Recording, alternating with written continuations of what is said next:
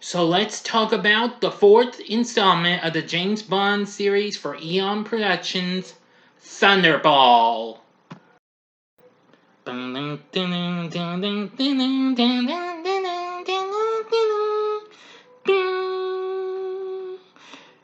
Big D's Entertainment Rankings and Reviews presents the summer of 007. So greetings my fellow YouTubers and welcome to Big D's Entertainment Rankings and Reviews. So I'm going to be bringing to you another review of the James Bond series. This time it's 1965's Thunderball.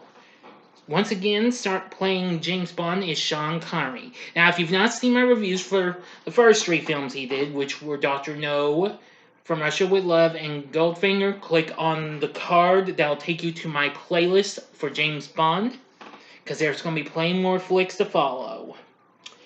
Based on the 1961 novel of the same name by Ian Fleming, which in turn was based on an original story by Kevin McClory and Jack Wingham, and an original screenplay by Wingham. It was the third and final film to be directed by Terrence Young, who actually directed, who I believe did the first, who recently did the first two Bond movies. Anyway, in this film, Bond has a mission to find two NATO atomic bombs stolen by Spectre, which holds the world ransom of 100 million pounds in diamonds under its threat to destroy an unspecified metropolis in either the UK or the US, later revealed to be Miami. Yeah, this is really something. It was also the first Bond film to be shot in widescreen Panavision, and the first to have a running time of over 2 hours. And the film's complex production comprised 4 different units, and about a quarter of the film comprised of underwater scenes. Anyway, the film was a big success, doing even better than the previous two, so now let's get into our story. Spectre operative Emilio Largo devises a plan to hold NATO to ransom by hijacking 2 atomic bombs from a Royal Air Force Avro Vulcan strategic jet bomber during a training exercise. To facilitate Largo's plans, Spectre operative Count Lip recruits Angelo Palazzi to oversee the theft of the bombs, and with help from Spectre agent Fiona Volpe, has him surgically alter his face to match that of French Air Force pilot Francois Duval, who is assisting in the exercise. Volpe and Angelo murder the real Duval while they are staying at the Shrublands Health Resort, only for the latter to demand more money. Fiona acquiesces merely to have him continue with their operation. Following the plan, Angelo successfully hijacks the bomber, killing its crew, and lands it into shallow waters within the Bahamas. While the bombs are recovered by his men, Largo murders Angelo for reneging on his deal with Spectre. British agent James Bond, recuperating at Shrublands after a previous assignment, notices Lip's presence and keeps him under observation. Discovering Derval's body upon being urgently recalled to London, Bond finds himself targeted by Lip and for trying to interfere. Before he can defend himself, Lip is killed by Fiona for nearly jeopardizing Largo's scheme by a missile fired from her motorcycle. Once back in London, Bond learns that all 00 agents are being put on high alert following the theft of the bombs. After being informed a major city in the US or the United Kingdom, the UK, will be destroyed unless 100 million pounds is paid to Spectre within 7 days. While in talks with him on his assignment, Bond requests he be assigned to Nassau, Bahamas to contact Derval's sister Domino. After recognizing Derval from the photo given to the agents in their main briefing as the body he found at the resort.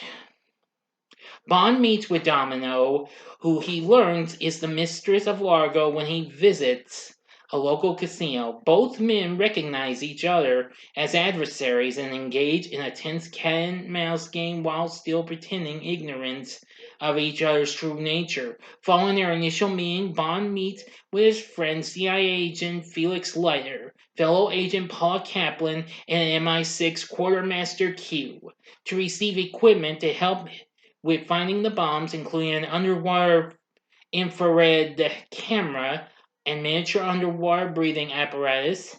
Investigating Largo's ship Disco Volant, he notices an underwater hatch beneath her that intrigues him. The next day, he visits Largo at his estate during the night, only to find that Paula had been abducted and committed suicide before she can talk.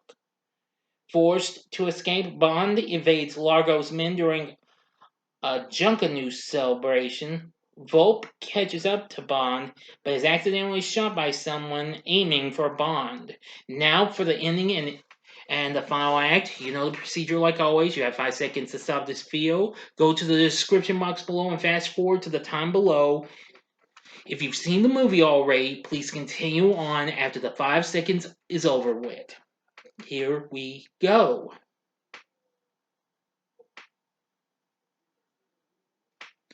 Okay, you've been warned. Suspecting the bombs were brought to the area, Bond and Leiter search for the Vulcan and find it camouflaged underwater along with the body of Angelo.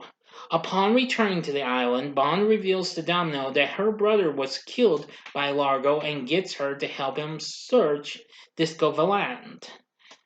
However, Largo catches her in the act and has her imprisoned.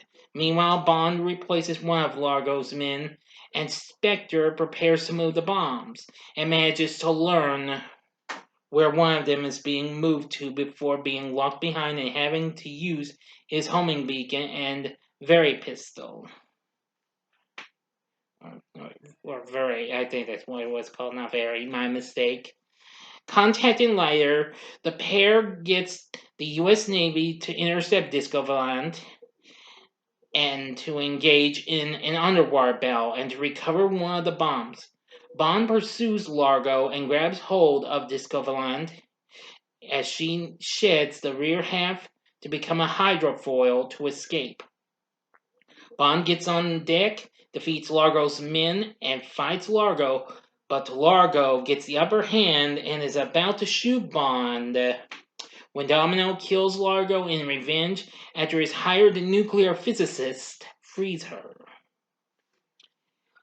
The group quickly flees Disco Volant just barely before her destruction, whereupon Bond and Domino are retrieved by a plane with the Fulton system. And that, my friends, is, like I say, end of story, my friends.